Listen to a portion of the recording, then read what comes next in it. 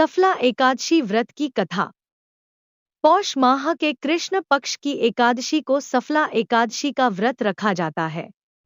महाराज युधिष्ठिर ने पूछा, हे जनार्दन, पौष कृष्ण एकादशी का क्या नाम है?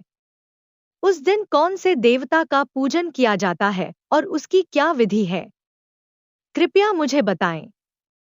भक्तवत्सल भगवान श्री कृष्ण कहने लगे कि धर्मराज, मैं तुम्हारे स्नेह के कारण तुमसे कहता हूँ कि एकादशी व्रत के अतिरिक्त मैं अधिक से अधिक दक्षिणा पाने वाले यज्ञ से भी प्रसन्न नहीं होता हूँ। अतः इसे अत्यंत भक्ति और श्रद्धा से युक्त होकर करें। हे राजन, द्वादशीयुक्त पौष कृष्ण एकादशी का महात्म्य तुम एकाग्रचित्त होकर सुनो। इस एकादशी का नाम सफला एकादशी है। इस एकादशी के देवता श्री नारायण हैं। विधिपूर्वक इस व्रत को करना चाहिए। जिस प्रकार नागों में शेषनाग, पक्षियों में गरुड़, सब ग्रहों में चंद्रमा, यज्ञों में अश्वमेध और देवताओं में भगवान विष्णु श्रेष्ठ हैं, उसी तरह सब व्रतों में एकादशी का व्रत श्रेष्ठ है। जो मनुष्य सदैव एकादशी का व्रत करते हैं, वे मुझे परम प्रिय हैं। अब इस व्रत की विधि कहता हूँ। मेरी पूजा के लिए ऋतु के अनुकूल फल, नारियल, नींबू, नैवेद्य आदि 16 वस्तुओं का संग्रह करें। इस सामग्री से मेरी पूजा करने के बाद रात्रि जागरण करें। इस एकादशी के व्रत के समान यज्ञ, तीर्थ, दान, तप तथा और कोई दूसरा व्रत नहीं है। 5000 वर्ष तप करने से जो फल मिलता है, उससे भी अधिक सफला एकादशी का व्रत करने से मिलता है। हे राजन, अब आप इस एकादशी की कथा सुनिए। सफला एकादशी व्रत कथा। चंपावती नगरी में एक महिष्मान नाम का राजा राज्य करता था। उसके 4 पुत्र थे। उन सब में लुम्पक नाम वाला बड़ा राजपुत्र महापापी था। वह पापी सदा परस्त्री और वेश्यागमन तथा दूसरे बुरे कामों में अपने पिता का धन नष्ट किया करता था। सदैव ही देवता, ब्राह्मण व वैष्णवों की निंदा किया करता था। जब राजा को अपने बड़े पुत्र के ऐसे कुकर्मों का पता चला तो उन्होंने उसे अपने राज्य से निकाल दिया। तब वह विचारने लगा कि कहाँ जाऊं, क्या करूं। अंत में उसने चोरी करने का निश्चय किया। दिन में वह वन में रहता और रात्रि को अपने पिता की नगरी में चोरी करता तथा प्रजा को तंग करने और उन्हें मारने का कुकर्म करता। कुछ समय पश्चात सारी नगरी भयभीत हो गई।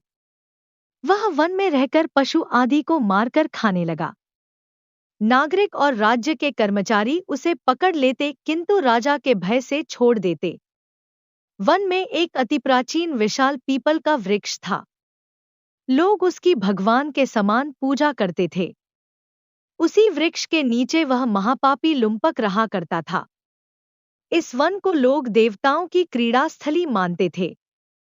कुछ समय पश्चात पौष कृष्ण पक्ष की दशमी के दिन वह वस्त्रहीन होने के कारण शीत के चलते सारी रात्रि सो नहीं सका।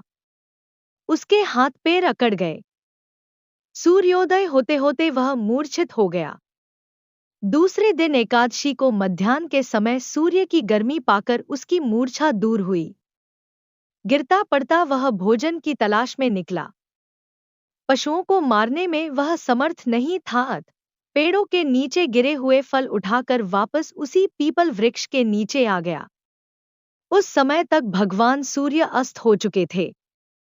वृक्ष के नीचे फल रखकर कहने लगा, हे भगवान, अब आपके ही अर्पण है ये फल, आप ही तृप्त हो जाइए। उस रात्रि को दुख के कारण रात्रि को भी नींद नहीं आई। उसके इस उपवास और जागरण से भगवान अत्यंत प्रसन्न हो गए और उसके सारे पाप नष्ट हो गए। दूसरे दिन प्रातः एक अति सुंदर घोड़ा अनेक सुंदर वस्तुओं से सजा हुआ। उसी समय आकाशवाणी हुई कि हे राजपुत्र, श्री नारायण की कृपा से तेरे सब पाप नष्ट हो गए हैं। अब तू अपने पिता के पास जाकर राज्य प्राप्त कर। ऐसी वाणी सुनकर वह अत्यंत प्रसन्न हुआ और दिव्य वस्त्र धारण करके भगवान आपकी जय हो कहकर अपने पिता के पास गया। उसके पिता ने प्रसन्न होकर उसे समस्त राज्य का भार सौंप दिया और वन का रास्ता लिया। अब लुम्पक शास्त्रानुसार राज्य करने लगा। उसके स्त्री, पुत्र आदि सारा कुटुंब भगवान श्री नारायण का परम भक्त हो गया। वृद्ध होने पर वह भी अपने पुत्र को राज्य का भार सौंपकर वन में तपस्या करने चला गया और अंत समय में वैकुंठ को प्राप्त हुआ। अतः जो मनुष्य इस परम पवित्र सफला एकादशी का व्रत करता है उसे अंत में मुक्ति मिलती है। जो नहीं करते वे पूंछ और सींगों से रहित पशुओं के समान है। इस सफला एकादशी के महात्म्य को पढ़ने से अथवा श्रवण करने से मनुष्य को अश्वमेध यज्ञ का फल मिलता है। अतः सफला एकादशी का व्रत हर मनुष्य अवश्य करना चाहिए, ताकि जाने अनजाने में उससे हुए पाप कर्म दूर होकर वैकुंठ में स्थान मिले। 5000 वर्ष तप करने से जो फल मिलता है उससे भी अधिक सफला एकादशी का व्रत करने से मिलता है।